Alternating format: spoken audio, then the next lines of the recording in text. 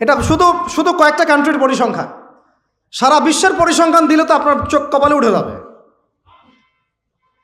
কি হচ্ছে আর কি হচ্ছে না। যেখানে আল্লাহ রাব্বুল আলামিন বলছেন চোখ নিচু করো, কাছেও যেও না, ওটা তো কোরআনে পড়ে থাকলোই, ওটাকে লঙ্ঘন করে জেনা হচ্ছে, ব্যভিচার হচ্ছে, অবৈধ সম্পর্ক হচ্ছে, প্রচুর ধর্ষণ হবে কালকে।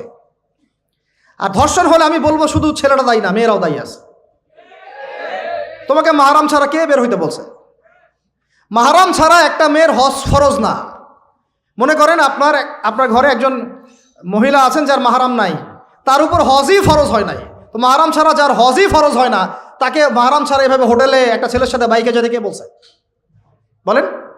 মাহরাম ছাড়া একটা মেয়ের সফর জায়েজ নাই, হজও জায়েজ নাই, হজ করার দরকারই নাই, সে ঘরে থাকবে, ওইটাই তার জন্য বেশি গুরুত্বপূর্ণ, ওটাই হুকুম আল্লাহ পাকের। আর সে মাহরাম ছাড়া এইভাবে এখানে ওখানে ঘুরে বেড়াবে, ছেলের সাথে আড্ডাবাজি করবে, টাঙ্কি মারবে, চটপটি ফুচকা খাবে, এরপর 4-5টা ছেলে মিলে ওকে ধর্ষণ করে দিলে সব ছেলে দোষ ওই ছেলের উপর আসবে? আমার তো মন চায় যে প্রথমে আগে এই মেয়েগুলোকে শায়েস্তা করি। হ্যাঁ, ছেলেগুলোকে তো করবোই, আগে মেয়েগুলোকে করি। শুধুমাত্র ওয়াজ নসিহত করে কাজ হবে না, সবাইকে কঠোর হতে হবে। আপনি আমাকে বলেন তো দেখি, আপনার মেয়ে কোনো একটা ছেলের সাথে অবৈধ সম্পর্ক করেছে, আপনি কি এটা মেনে নেবেন?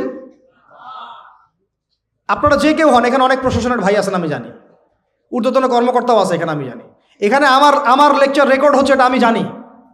আর আপনি আমাকে বলেন বা আপনার সিনিয়রদেরকে বলান এই কথাগুলো মেসেজ পৌঁছান, তাদের ঘরে যদি তাদের মেয়ে কোনো ছেলের সাথে অবৈধ সম্পর্ক করে, তারা কি মেনে নিবে? তাদের মেয়েকে যদি কেউ ধর্ষণ করে, তারা কি মেনে নিবে? আপনার ছেলেটা যদি সমকামী হয়, আপনি কি মেনে নেবেন?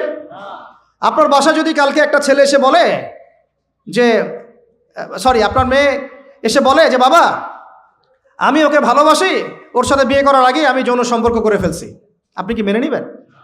আপনি যদি জানতে পারেন কালকে আপনার মেয়ে গর্ভবতী হয়ে গেছে, আপনি কি মেনে নেবেন?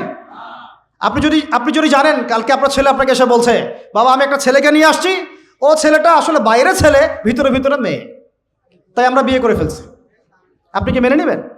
তো এটা নবী সাল্লাল্লাহু আলাইহি ওয়াসাল্লামের ফিলোসফি ছিল। একজন সাহাবী এসে বলেছিলেন ইয়া রাসূলুল্লাহ আমি ইসলামের সব মানতে প্রস্তুত আছি, খালি আমাকে জেনা করার অনুমতি দেন। নাউজুবিল্লাহ। সাহাবীরা রাগ হয়ে গেছেন, হ্যাঁ কার সাথে কি কথা বলো, বেয়াদবি করতে। নবী সাল্লাল্লাহু আলাইহি ওয়াসাল্লাম বললেন দাঁড়াও, দাও তাকে ছাড়ো, আমি বুঝাচ্ছি। নবীজি তখন বললেন দেখো তুমি যে প্রস্তাবটা আমাকে দিলা, ইসলামের সব তোমার ভালো লাগে কিন্তু জেনা করতে চাচ্ছ, তো এখন বলো তো দেখি তোমার মায়ের সাথে কেউ যদি এমন করে তুমি কি রাজি হবা? সে বলছে না।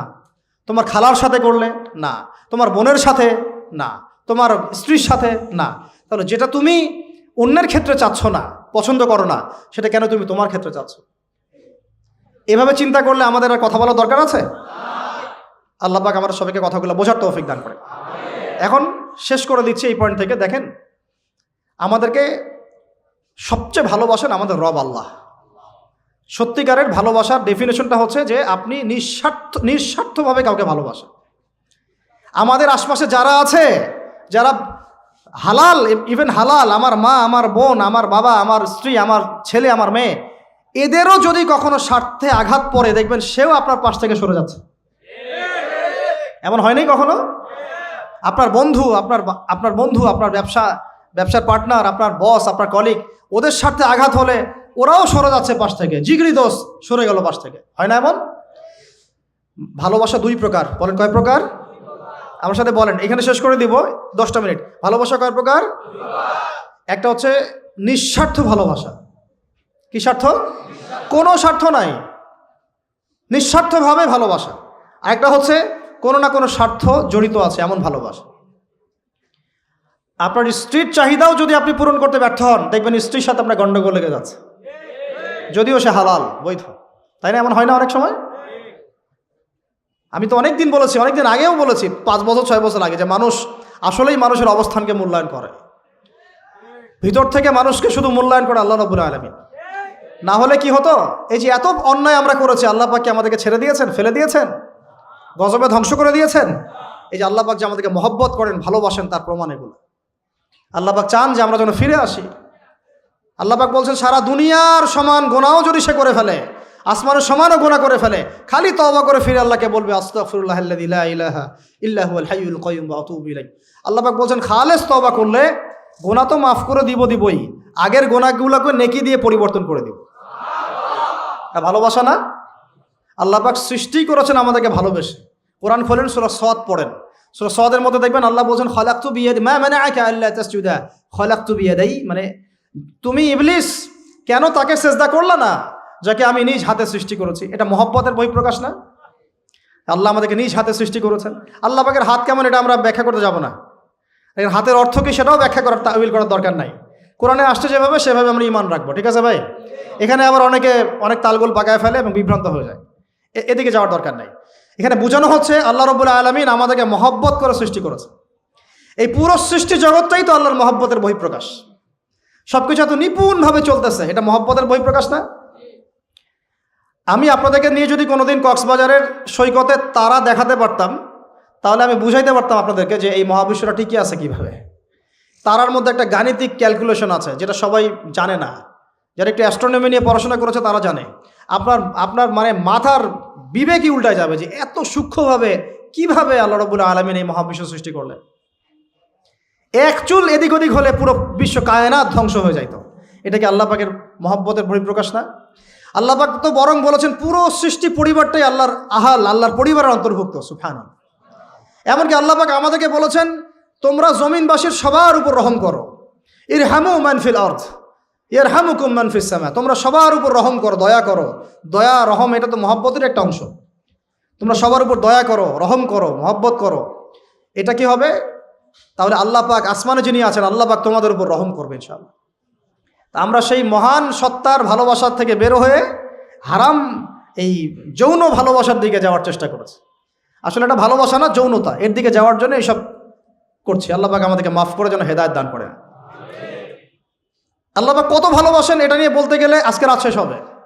দেখেন আল্লাহ রাব্বুল আলামিন আদম আলাইহিস সালামকে সৃষ্টি করেছেন, করে সমস্ত নাম শিক্ষা দিয়েছেন। নাম মানে হলো ইলম। নাম মানে কি? ভালো না বাসলে আল্লাহ পাক কাউকে সবচেয়ে সেরা কিছু দান করেন?